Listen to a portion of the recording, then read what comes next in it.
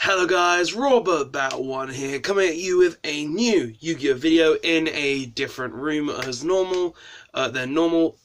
It's late night. I've got home from the last locals of this garbage format, and I wanted to talk about the best 5 decks, in my opinion, for this actual format. So the format basically for the rest of the year until January 21st, until the next ban list essentially.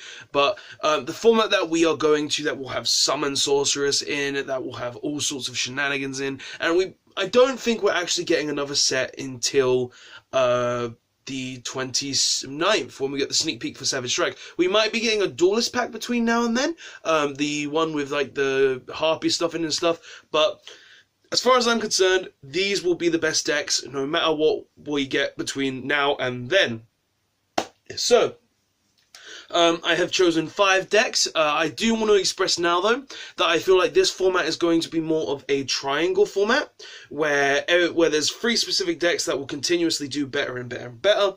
I don't think we're going to be in a format again where everything is the same deck. I feel like this will be the better format, and it will basically be in a format where one deck beats this deck beats this deck, and that beats that deck. But also kind of like in the BA era, where we had Necros, Shadow, and Burning Abyss, but Burning Abyss could beat both Shadow and and the Necros. So that's basically what the kind of triangle format that I feel like this format will be.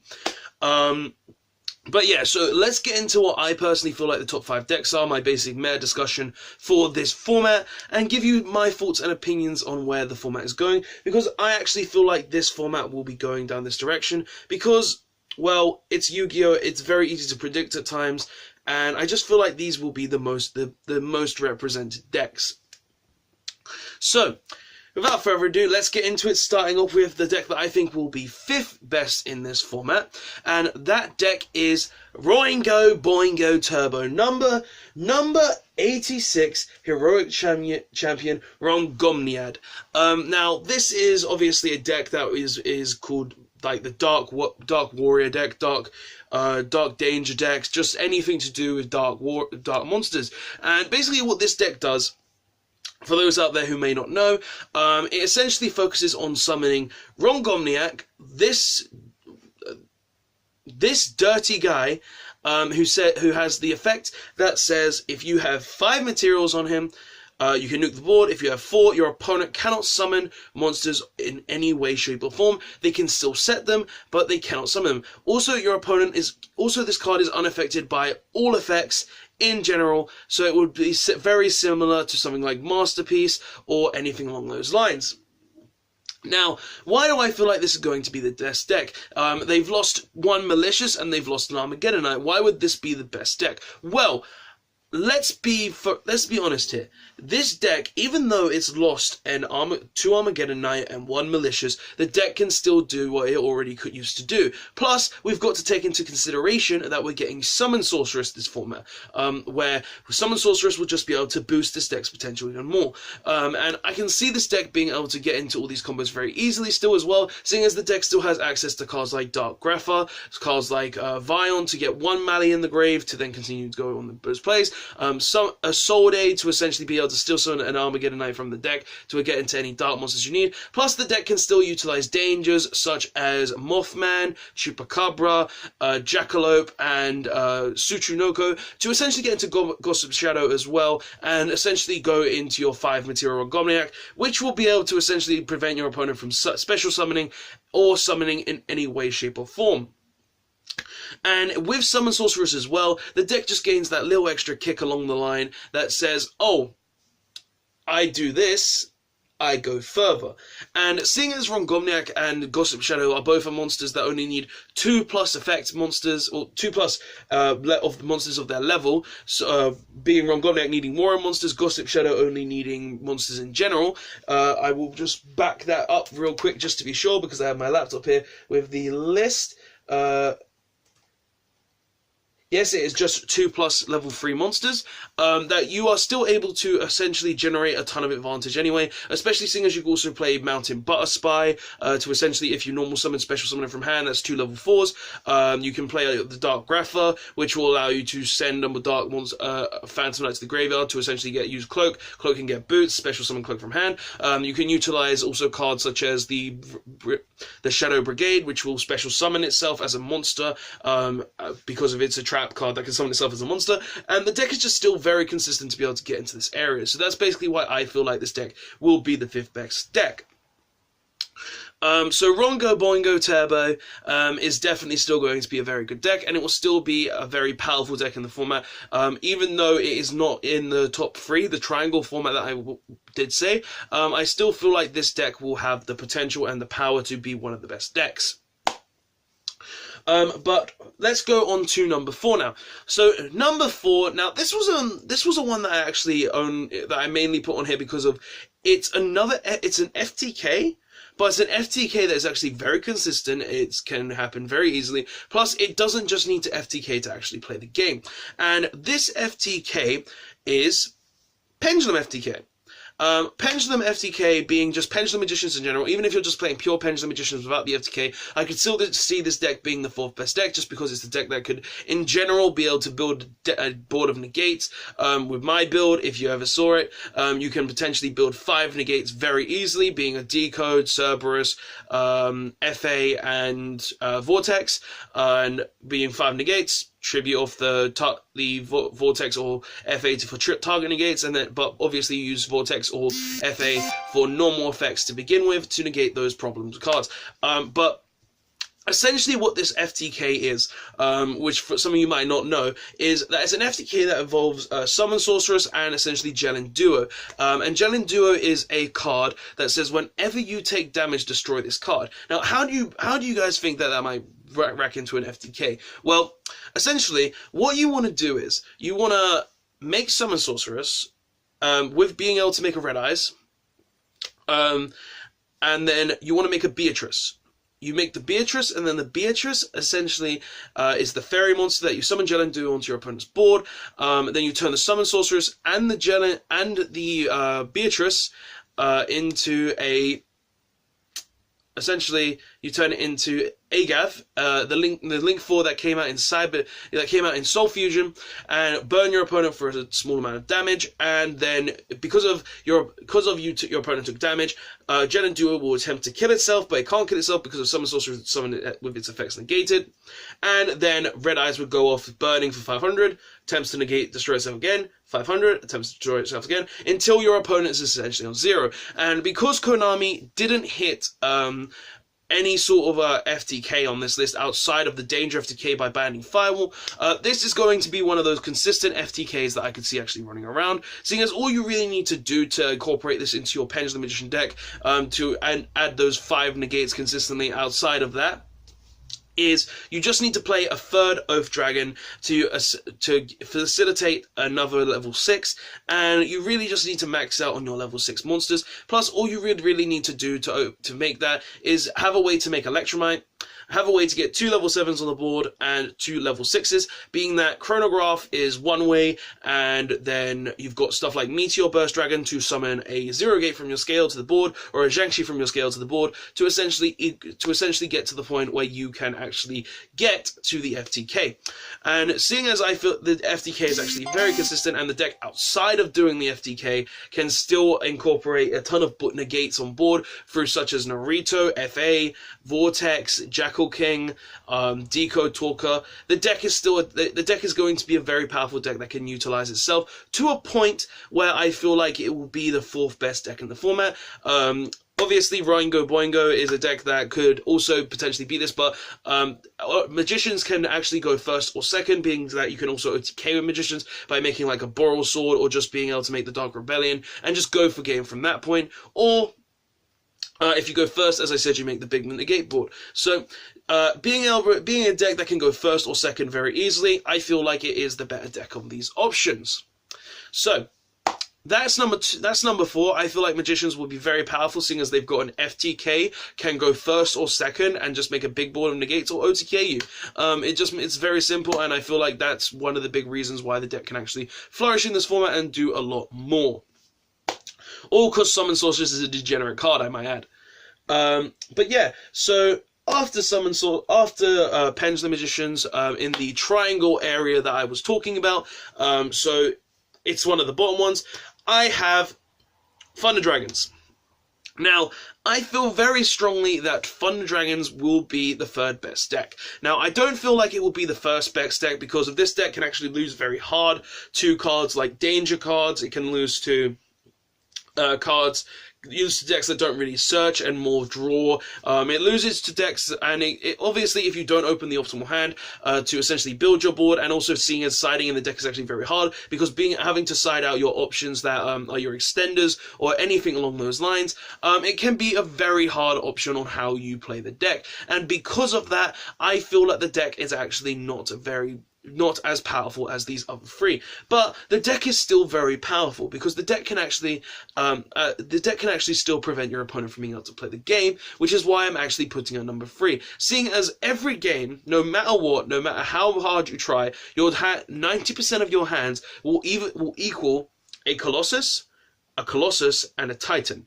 And if you're able to retain some advantage by having, say, a Dragon Dark in your hand, a Matrix, or any effect that you could potentially activate on your opponent's turn, you will essentially have 2 pops with your Titan, well, 1 pop with your Titan on your opponent's turn. You will also be able to utilize the fact that you have 2 Colossus, because your opponent won't be able to search their deck, which actually, at locals, I did several times and won because of that, going X1 with it. And if you guys want to see a deck profile, tell me in the comments below, I'll do it or something.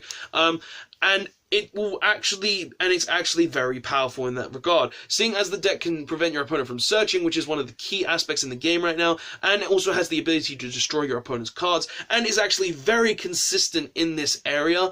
The deck has just enough power, in my opinion, to be considered the third best deck, but it is very heavy die roll reliant as well, where if you win the die roll and you can build that board, your opponent is most likely going to lose. But it also has a going second area, where if your opponent isn't able to actually build their own boards, isn't able to get around you, the deck can actually OTK very easily. And seeing as I didn't win any die rolls today, and went X1, it's kind of obvious that the deck can actually OTK. Similar style to Magicians, but this deck just has more prevention towards your opponent. So I feel like Thunder Dragons is definitely going to be the third best deck in this triangle format.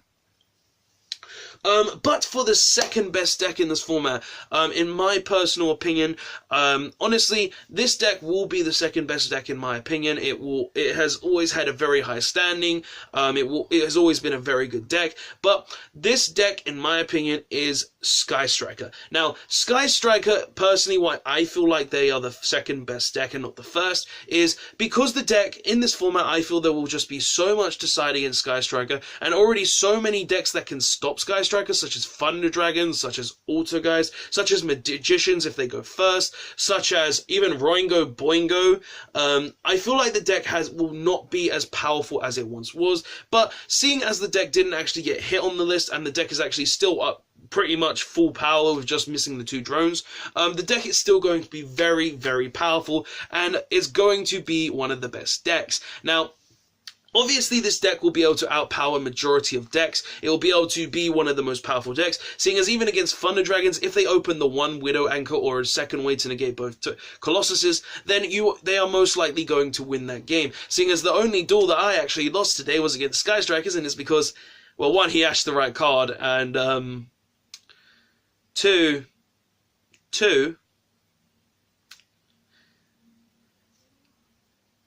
he negated my Colossuses.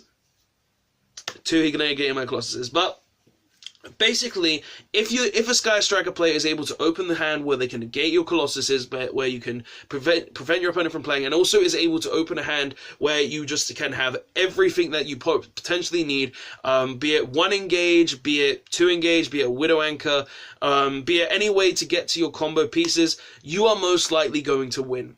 And Sky Strikers being that they have always had the ability to essentially combine their strength, make themselves stronger, and just beat you down and control the game to a point where your opponent can't do anything. Sky Strikers will definitely still have a lot of power and will still be able to do what they need to win the duel. So they will definitely be the second best deck in this format, in my personal opinion. And they will still have all the power that they used to have. It's just that we will now do not have the Danger FTK, and Striker will be very powerful, but I could see a lot of siding against it, and there's also a lot of decks that prevent it. And seeing as Thunder Dragons is the one that is the main contender to beat Sky Striker, this is the second best deck in my opinion. And finally, the deck that I feel is the best deck in the triangle, and it will beat both Thunder Dragons, it will beat Sky Striker, it will beat Magicians with ease if they go first, it will beat, or even if they go second, if they draw the right card, and even against Roingo, Boingo, because of they can just get, because of it, they can stop it with single cards as well, like hand traps and stuff, is Otto Geist. Now, Otto Geist, in my personal opinion, have always been the best deck in this format. FDK, it was able to defeat FDK fairly easy. All you needed to do was have impermanence or an Ash Blossom to essentially prevent the most important cards, such as beginning of the end, or to prevent the Cannon Soldier from being able to happen.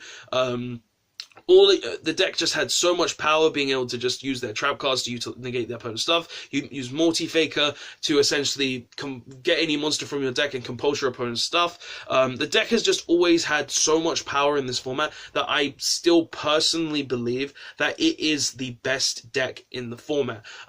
It has so much power and it has so much ability to just stop your opponent. Sure, it is a deck that needs to set up traps, but thanks to the traps getting even stronger, such as Evenly Matched being a hand trap, such as Impermanence being a hand trap, the deck has just gained so much power from that ability, just to be able to activate the traps from your hand, and then use a card like Multi-Faker, or even attack directly with Menacing, or even being able to search your traps with stuff like Marionetta.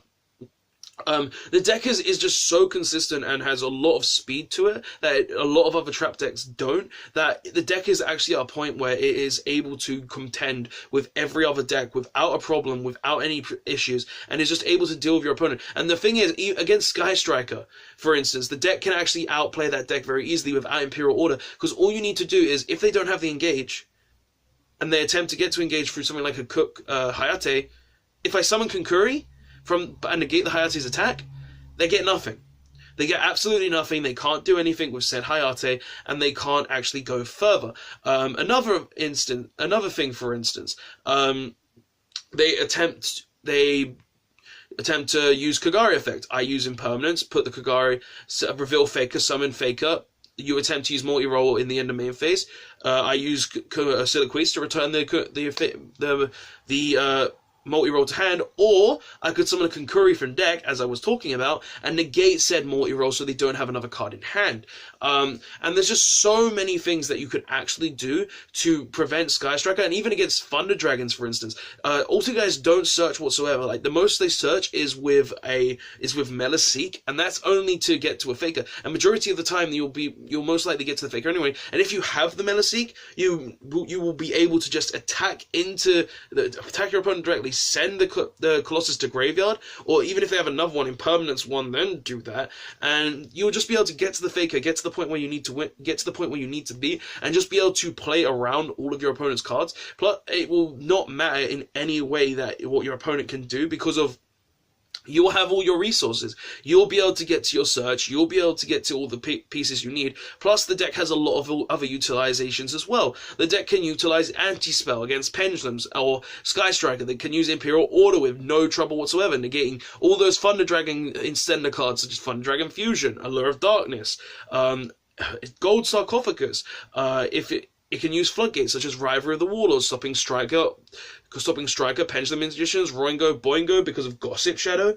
And it can utilize all of these other cards that not a lot of decks can actually utilize, and just go to that next level.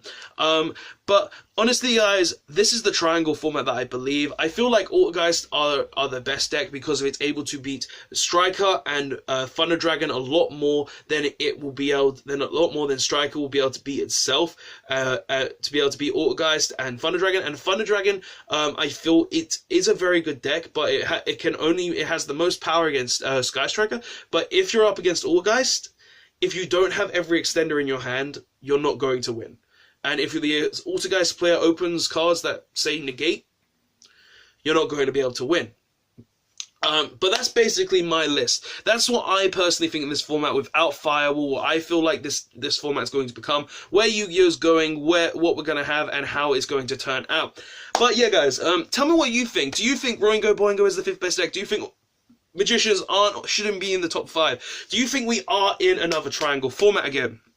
Which I really like as well, because it's basically monster for Thunder Dragon, trap for Otto Geist, spell for Sky Striker. Done. And tell me what you personally think of that. Tell me if you think I'm wrong. Tell me if you think I'm right. Tell me if my list is rubbish. Tell me of that in the comment section below so I can hear your thoughts and opinions. But yeah, guys, that's just what I think of the top 5 decks of the December 3rd format. Tell me all of that in the comments. Tell me all your thoughts in the comments section below. If you enjoyed the video, don't forget to like the video. If you want to subscribe for more Yu-Gi-Oh! Content such as discussions, deck profiles, duels, openings, and anything you could like, press the subscribe button. If you want to be notified of any of that content, don't forget to press the notification button to be notified of any streams that I normally do on Thursdays, 8 PM UK time. Don't forget to press the notification button to be notified of any videos that I upload in the future. But yeah, guys, that's the video. Thanks for watching. Honestly, I feel like Otto Geist will still be the best deck. Striker will obviously be a very close second, and Thunder Dragon, it will be the 3rd best deck in this triangle format. But yeah, guys, tell me what you think of the comment section below, and I will see you guys next time. Robat1, signing out. Later, guys. Thanks for watching, guys, and don't forget to like, comment, and subscribe on this video for more Yu-Gi-Oh! Videos, and check out the links in the description for the previous video, and the link to my Facebook page where you can see previous videos that I've posted there, and any other information that I may have posted there. I hope to see you guys next time, and thanks for watching.